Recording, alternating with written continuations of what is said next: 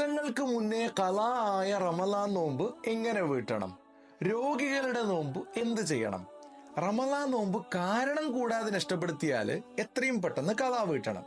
ഇനി കാരണത്തോടെയാണ് ഖളാ ആയതെങ്കിൽ അടുത്ത റമദാനിന് മുന്നേ ഖളാ വീട്ടൽ നിർബന്ധമാണ്.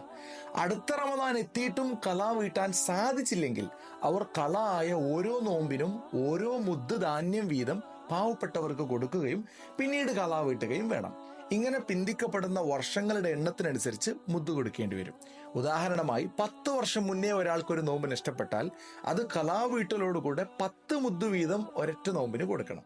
ഇനി റമദാൻ നോമ്പ് നഷ്ടപ്പെട്ടവൻ ഖളാ വീട്ടാൻ സൗകര്യപ്പെടാതെ വർഷങ്ങൾ രോഗത്തിലായി, പിന്നീട് രോഗം സുഖപ്പെട്ടു എങ്കിൽ സുഖപ്പെട്ട ശേഷം നോമ്പ് ഖളാ വീട്ടിയാൽ മതി.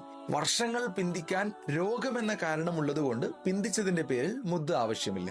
ഏതായാലും ഇതുപോലുള്ള വീഡിയോകൾ എന്നും നിങ്ങൾക്ക് വാട്സാപ്പിലൂടെ ലഭിക്കാനായിട്ട് വീഡിയോയിൽ കാണുന്ന ഈ നമ്പറിൽ മെസ്സേജ് അയച്ച്